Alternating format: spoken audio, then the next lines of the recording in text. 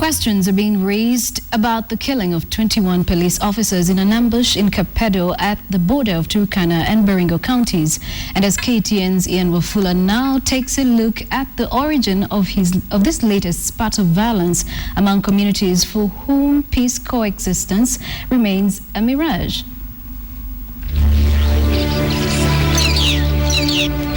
It was a turmoil of events, the intensities increasing at every occurrence, leaving at least 3,000 people dead, hundreds displaced, and an increasing bitter relationship between two warring communities.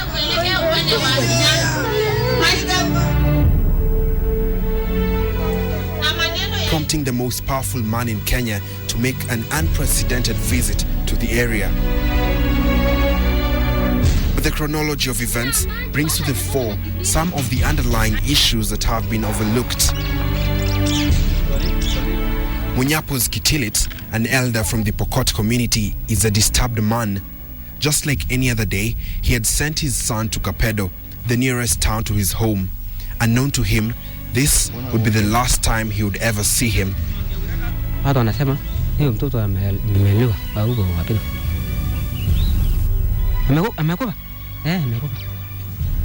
Nani? Kangsu. Kangsu. Musika namna hiyo. Unalia bana. Unalia kabisa. His son was slaughtered in broad daylight on the streets of Kapedo. His attackers took his head and left his body behind. It was later taken to a mortuary in Kabarnet by police, and all Munyapos wants is a proper send-off. Nataka kichwa ya mtoto wangu. Nataka kichwa. Kichwa ndio nataka.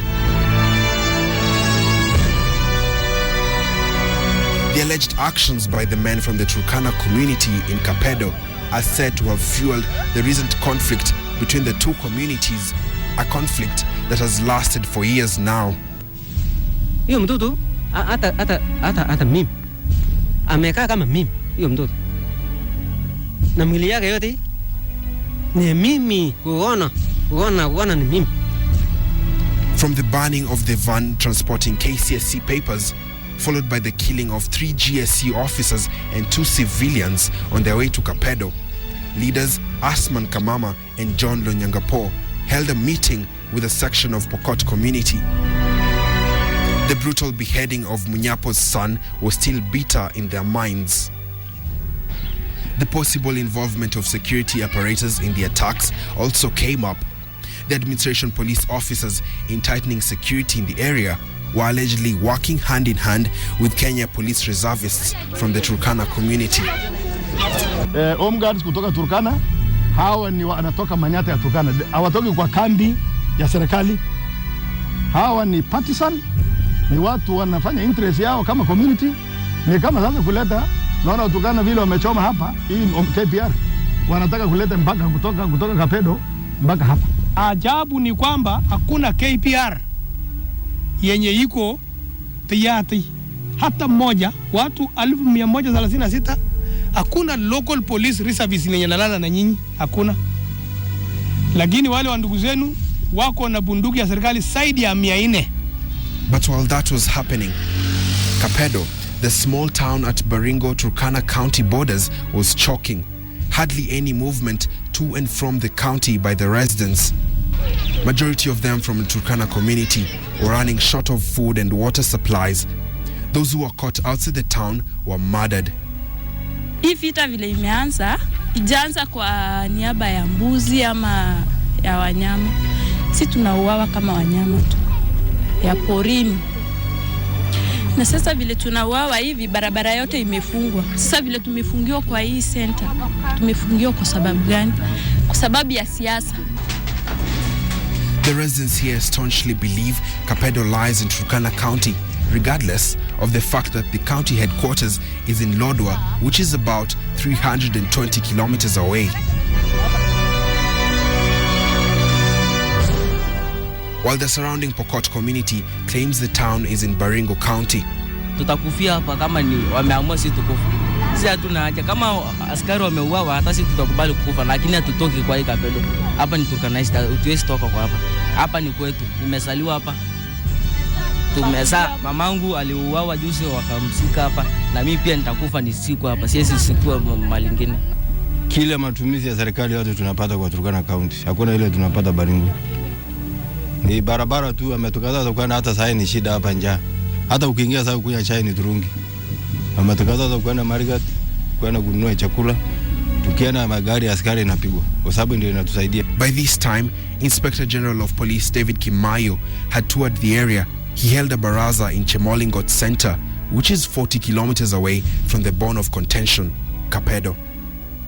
Ndio hapo mambo iliharibika, ambayo ingekutanisha viongozi wote local, yani leaders, organization na wazee elders, na kusema solution ni gani.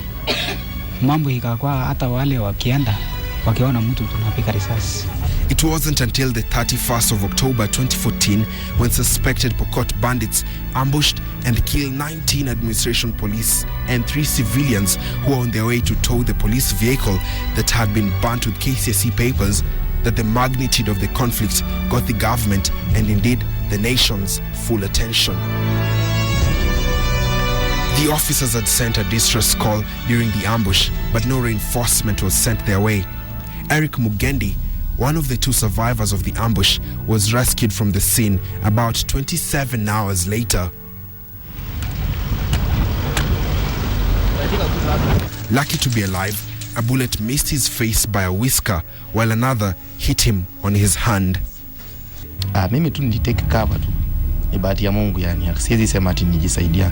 Hapo hakuna mtaro, tulikuwa tumekaa tu yani round. Lakini sasa ni bahati ya Mungu tu yani. Kwa sababu kila mtu alipatikana, tulibaki tu watu wawili. Usiku mzima ulikuwa unalala? Usiku mzima ilikuwa tu ni kujifanya tu umekufa kwa sababu walikuwa wanakaa pale wakizunguka.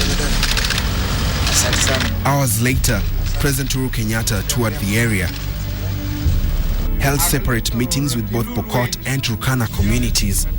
The Pokot elders openly admitted it was some of their youth who were responsible for the ambush and asked for 2 weeks to return the stolen firearms. Na najua nia yao ni njema, lakini nataka niseme hivi, mimi silaha hizo ambazo zilichukuliwa kutoka hawa askari, mimi sitaki kungojea wiki 2, nataka zirudishwe leo. Lazima mnajua wako wapi. But one curious excuse emerged from these deliberations. While asking for forgiveness from the president, the elders pointed out that the bandits had mistaken AP officers for KPR, as if to suggest it was right to attack the reservists. Makosa ile imetendeka hapa mkuu rais. Mama anasema vijana wanasema wanafikiria ni jeshu wameingiana na KPR, wanafikiria kwa sababu wanakanyaga ile viatu ambayo inakaa kama ya water reserve, hawaji wako pamoja, hawajulikani kama gani ndio jeshu gani ndio KPR. Hapo ndio makosa ile imetendeka. Kama ingekuwa serikali hawangefanya makosa kama hiyo. Mambo ya KPR, Mheshimiwa Rais, here if you want impunity to end here, tulikuwa na KPR hapa mpaka 96 when I was there.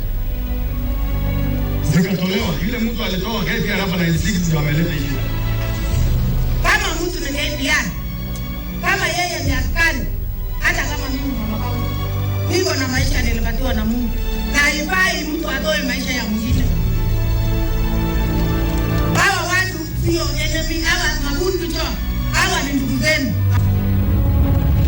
The elders once again asked for the boy's head, citing how they had been angered by the actions of the other community.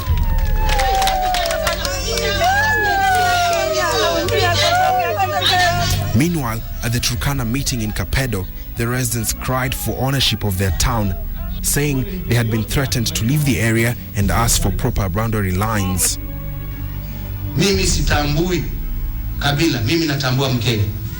Na nyinyi nasema nyinyi ni Wakenya wangu ambao wako ndani ya nchi ya Kenya, na kama serikali tutawahudumia bila kubagua na bila kujiuliza kabila lako, dini lako. Hiyo ni haki yako.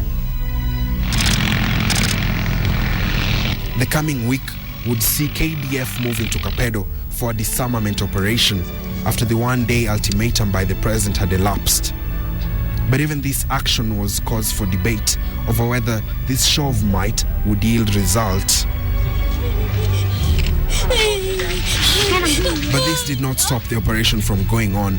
In fact, shopping centers like Chemolingot and Tangul Bay were allegedly raided by GSU and AP officers, leaving houses torched, shops looted, and 31 injured.